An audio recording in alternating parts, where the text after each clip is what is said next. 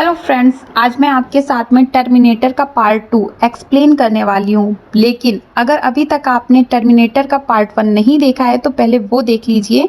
उसका लिंक आपको description box में मिल जाएगा। चलिए फिर स्टार्ट करते हैं। इसमें दिखाया गया है कि फिर से फ्यूचर से पास्ट में टर्मिनेटर को भेजा गया है ताकि वो टर्मिनेटर जॉन कॉर्नर को बचपन में ही मार सके, ताकि वो बड़ा होकर लड़ने के काबिल ना रहे। ये टर्मिनेटर 2029 से 1997 में आया है और ये पूरा मेटल से बना हुआ है। और जो हमने पिछले मूवी में देखा था टर्मिनेटर अर्नोल्ड, ये उससे बहुत ज़्यादा एडवांस भी है। ये टर्मिनेटर जिस भी चीज़ को टच करता है उसी के जैसा बन भी जाता है और इस टर्मिनेटर को ख़त्म करना उससे भी ज़्यादा मुश्किल है। और दूसरी तरफ हम देखते हैं कि 2029 से 1997 में एक और टर्मिनेटर भेजा जाएगा और इस टर्मिनेटर को जॉन कॉर्नर ही भेजता है अपने आप को पास्ट में प्रोटेक्ट करने के लिए। पर आप सोच रहे होंगे कि ये भी तो एक टर्मिनेटर है, पर ये टर्मिनेटर को जॉन ने रीप्रोग्राम्ड किया हुआ है। अब 1997 में दो टर्मिनेटर हैं, एक जॉन को प्रोटेक्ट करने के लिए आया होता है और दूसरा उसे मारने के लिए। यहाँ 1997 में हमें दिखाया गया है कि जॉन बहुत शरारती बच्चा है। वो लोगों के एटीएम्स चुराता है और मशीन को हैक करता है और उससे पैसे निकाल लेता है। और यहाँ हमें बताया जाता है कि जॉन अपनी माँ सारा के साथ में नहीं बल्कि एक मैरिड कपल के साथ में रहता है, क्योंकि सारा कॉर्नर मेंटल असाइलम में है और जॉन को उस मैरिड कपल ने अडॉप्ट कर लिया था। दूसरी सीन में हमें सारा को दिखाया जाता है और ये बताया जाता है कि उसने एक कंप्यूटर फैक्ट्री को बम से उड़ाने की कोशिश की थी और पुलिस के पूछने पर वो टर्मिनेटर और जॉन की सारी स्टोरी बता देती है, जिससे उन्हें लगता है कि सारा कॉर्नर मेंटल हो गई है और उससे ट्रीटमेंट की ज़रूरत है। नेक्स्ट सीन में हमें जॉन कॉर्नर का हाउस दिखाया जाता है, जहां पर एक टर्मिनेटर जॉन के बारे में पूछ रहा होता है। वो टर्मिनेटर जॉन के पीछे पड़ जाता है ताकि वो उसका एक्सीडेंट करके उसको मार सके, लेकिन इतने में ही वहाँ अर्नल्ड आ जाता है और वो ट्रक के टायर पर शूट करके जॉन कॉर्नर को अपनी बाइक पर शिफ्ट करता है और वहां से भाग जाता है। और उसके बाद वो ट्रक ब्लास्ट हो जाता है क्योंकि वो ट्रक ऑयल का होता है और टर्मिनेटर अभी भी जिंदा था। फिर जॉन अर्नल्ड से पूछता है कि क्या तुम टर्मिनेटर हो, क्योंकि उसे उसकी माँ ने बहुत से टर्मिनेटर की बातें बताई हुई होती हैं जिस पर वो बिलीव नहीं करता था, लेकिन आज उन्हें देखकर उसको उन बातों पर बिलीव हो रहा होता है। यहाँ वो अर्नल्ड से पूछता है कि क्या तुम मुझे मारने आए हो। फिर अर्नल्ड बोलता है कि नहीं, यहाँ मैं तुम्हें मारने नहीं बल्कि बचाने आया हूँ। फिर वो बोलता है कि तुम मेरे साथ चलो, लेकिन जॉन बोलता है कि पहले मैं अपने घर जाना चाहता हूँ। अर्नल्ड उसे बताता है कि वो टर्मिनेटर तुम्हारे घर पर ही होगा, इसीलिए हम अभी घर नहीं जा सकते हैं। ये सुनकर वो उसकी बात तो मान लेता है, लेकिन वो उससे बोलता है कि मैं अपने घर पे एक कॉल करना चाहता हूँ, ये देखने के लिए कि उसके पेरेंट्स जिंदा तो हैं। लेकिन जब वो उसे कॉल करता है तो उसकी माँ फ़ोन उठाती है और उसकी माँ उससे बहुत प्यार से बात करती हैं, लेकिन ऐसा इससे पहले कभी नहीं हुआ होता है। और दूसरी तरफ उसका डॉग भी वहाँ पर शोर मचा रहा होता है। यहाँ जब अर्नल्ड से वो ये सारी बातें डिस्कस करता है तो अर्नल्ड उससे फ़ोन ले लेता है। फिर अर्नल्ड जॉन की आवाज़ में उससे बात करने लगता है। फिर अर्नल्ड को ये पता चल जाता है कि उसने उसके पेरेंट्स को मार दिया और वो टर्मिनेटर जॉन से उसकी मदर की शक्ल में बात कर रहा था। और अब जॉन अपनी माँ के लिए बहुत ज़्यादा परेशान हो जाता है, क्योंकि उसने कभी भी अपनी मॉम पर बिलीव ही नहीं किया था। लेकिन अब जॉन चाहता है कि वो अपनी माँ को हॉस्पिटल से ले आए, लेकिन अर्नल्ड उसे मना कर देता है और बोलता है कि T-1000 तुम्हें तुम्हारी माँ की शक्ल में मिलकर तुम्हें मार देगा। फिर वो उससे पूछता है कि वो टर्मिनेटर किसी भी के जैसा कैसे बन जाता है। फिर वो उसे बताता है कि वो पहले उस इंसान को मारता है और फिर उस जैसा बन जाता है। ये सुनकर जॉन अपनी मदर के लिए और ज़्यादा टेंशन में आ जाता है और जॉन भागने लगता है ताकि वो जाकर अपनी माँ को बचा सके, लेकिन अर्नल्ड उसे पकड़ लेता है। फिर वो बोलता है कि मुझे छोड़ दो, तो अर्नल्ड छोड़ देता है तो वो नीचे गिर जाता है। अब जॉन दोबारा उस टर्मिनेटर पर गुस्सा होने लगता है। फिर वो जॉन से बोलता है कि मैं तुम्हारी हर बात मानूंगा। उसकी ये बात सुनकर जॉन उसे ऑर्डर देता है कि तुम मेरी माँ को बचा कर लाओ। दूसरे सीन में हमें सेरा कॉर्नर दिखाई जाती है, जो कि हॉस्पिटल से भागने की कोशिश कर रही होती है और वहीं पर अर्नल्ड आ जाता है, जिसे देखकर वो बहुत ज़्यादा डर जाती है, क्योंकि पिछली मूवी में वो उसे मारने आया होता है। तभी जॉन अपनी मदर को ये समझा रहा था कि अर्नल्ड इस बार हमारी प्रोटेक्शन के लिए आया है, इतने में ही वहाँ T-1000 आ जाता है जो जॉन को मारना चाहता है और यहाँ अर्नल्ड भी उसका मुकाबला नहीं कर सकता था क्योंकि वो बहुत ज़्यादा एडवांस था। जब वो कार लेकर वहाँ से भागने लगते हैं, वहाँ पर फिर से T-1000 आ जाता है और उसकी कार को पकड़ लेता है। तभी अर्नल्ड कार से बाहर निकलता है और उस पर बहुत सारे फायर भी करता है, जिससे वो गाड़ी से दूर गिर जाता है और वो लोग गाड़ी लेकर निकल जाते हैं। इधर जॉन को बचाते हुए अर्नल्ड के बॉडी पर बहुत सारी गोलियां लग जाती हैं, जिसे सारा एक मैकेनिक शॉप पर जाकर निकालने लगती है। तभी जॉन उससे पूछता है कि तुम कितने साल तक जिंदा रह सकते हो। तभी वो उसे बताता है कि हमारी बैटरी का टाइम 120 ईयर है। फिर वो उससे बोलता है कि तुम और भी बहुत सारी चीज़ें सीख सकते हो। फिर वो उसे बोलता है कि हम जितना ज़्यादा ह्यूमन के कांटेक्ट में रहेंगे उतना ही ज़्यादा सीख पाएंगे। जॉन फिर उसकी प्रोग्रामिंग के बारे में पूछता है। बताता है कि मेरे सर में एक चिप है जिसके जरिए मेरी प्रोग्रामिंग होती है।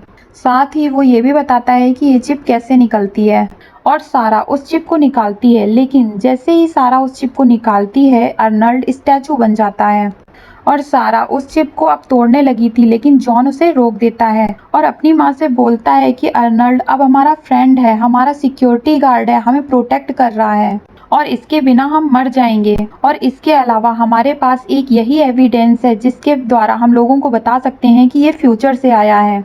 जॉन सारा को कन्विंस कर लेता है और वो फिर से उस चिप को उसके अंदर प्रोग्राम कर देते हैं। दूसरे सीन में हम उन तीनों को कार में सफ़र करता हुआ देखते हैं, जहां सारा उससे पूछती है कि स्काईलैंड कंप्यूटर बनाए किसने हैं और वो उसे बताता है कि ये कंप्यूटर डायसन बनाएगा और फिर सारे ही रोबोट और मशीन में वही प्रोग्राम चलेगा। इसके साथ वो ये भी बताता है कि हैवी एयरक्राफ्ट में भी यही प्रोग्राम चलेगा और उसे ये भी बताता है कि जैसे ये कंप्यूटर सब कुछ समझ लेंगे और उन्हें अपनी पावर का पता चल जाएगा और फिर वो रूस पर अटैक करेंगे, क्योंकि वहाँ अटैक करने से पूरी दुनिया में तबाही मच जाएगी और इस न्यूक्लियर वॉर में यहाँ 30 करोड़ लोग मर जाएंगे और जो लोग बच जाएंगे वो इन मशीन्स को ख़त्म करने के लिए लड़ेंगे और उस वॉर को लोग जजमेंट डे का नाम देंगे। फिर सारा अपने फ्रेंड की तरफ आती है जहाँ पर उसने बहुत सारे वेपन रखे हुए थे। यहाँ पर उनका प्लान सिटी को छोड़ने का था। यहाँ सारा को एक ड्रीम आता है जिसमें वो देखती है कि पूरी दुनिया डिस्ट्रॉय हो गई है। फिर वो फैसला करती है कि वो सबसे पहले डायसन के पास जाएगी, जो उन कंप्यूटर सिस्टम को बनाने के लिए काम कर रहा होता है, ताकि ना वो स्काईलैंड कंप्यूटर बने और ना ही वो दुनिया को ख़त्म कर पाए।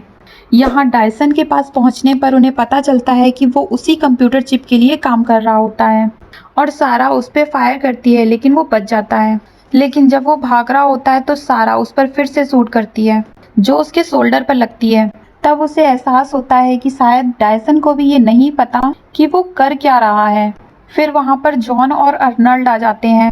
फिर वो दोनों डायसन को सारी की सारी सच्चाई बता देते हैं, जिस बात को सुनकर डायसन को बिलीव ही नहीं होता। लेकिन जब अर्नल्ड अपना हाथ काट कर दिखाता है तो उसे बिलीव हो जाता है, क्योंकि उनकी लैब में इससे पहले भी एक ऐसा ही हाथ था।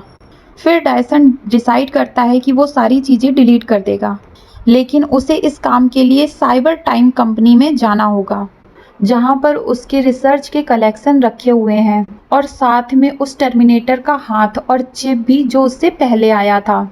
अगर वो इन सब को रोकना चाहते हैं तो वो सारी चीज़ों को डिस्ट्रॉय करना ही होगा।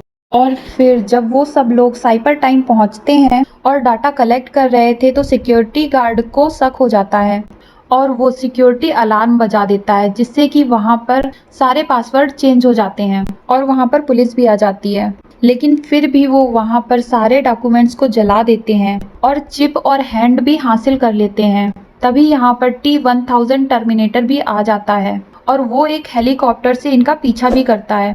इधर जाते हुए सेरा कंटिन्यू उस हेलीकॉप्टर को शूट कर रही थी। इसके साथ ही टर्मिनेटर का एक फायर भी सारा को लग जाता है और उस शूट से वो हेलीकॉप्टर डिस्ट्रॉय हो जाता है। उस ब्लास्ट से एक कंटेनर ड्राइवर अपना कंटेनर वहीं पर छोड़कर भाग जाता है। फिर उस ट्रक में वो टर्मिनेटर बैठकर उनका पीछा करता है। फिर आगे हमें दिखाया जाता है कि जॉन और सारा का एक्सीडेंट हो गया है और साथ में उस ट्रक का भी एक्सीडेंट हो गया है जो टर्मिनेटर चला रहा होता है। और इस ट्रक में नाइट्रोजन होने की वजह से सारा का सारा नाइट्रोजन उसके ऊपर गिर जाता है। क्योंकि वो रोबोट लिक्विड मेटल से बना था, इसलिए वो इसलिए वो फ्रीज हो जाता है और यहाँ अर्नल्ड उसको एक सूट करता है जिससे उसके टुकड़े टुकड़े हो जाते हैं। कुछ देर के लिए उन्हें लगता है कि वो मर गया, लेकिन वो मरा नहीं होता और फिर से उसके सारे पार्ट आपस में जुड़ने लगते हैं और फिर से वो रोबोट बन जाता है। और दूसरी तरफ वो लोग भागते भागते उस फैक्ट्री के अंदर आ जाते हैं, जो कि एक रिसाइकलिंग यूनिट था और यहाँ पर बहुत ही ज्यादा हीट भी थी। फिर अर्नल्ड वहां से जाने का कहकर T-1000 से लड़ने लगता है, लेकिन वहां T-1000 अर्नल्ड का हाथ मशीन में फंसाकर वहां से चला जाता है ताकि वो जॉन को मार सके। दूसरी तरफ सारा जॉन को मशीन में बिठाकर नीचे भेज देती है।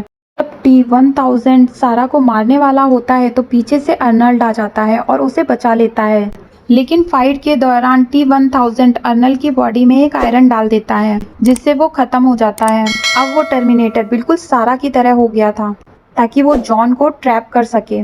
जब जॉन उसके पास जाने लगता है तभी पीछे से सारा आ जाती है। असली सारा उसे वहां से दूर रहने के लिए बोलती है। सारा उस टर्मिनेटर पर कॉन्टिन्यूअसली शूट कर रही थी, लेकिन उसका उस पर कोई असर नहीं हो रहा होता है और सारा की गन की बुलेट भी खत्म हो जाती हैं और अब वो टर्मिनेटर सारा को मारने के लिए आगे बढ़ता है। तभी मूवी में एक ट्विस्ट आता है और अर्नल्ड बुलेट के जरिए उसको शूट करने की कोशिश करता है, जिससे कि वो टर्मिनेटर फायर में गिर जाता है और मेल्ट हो जाता है।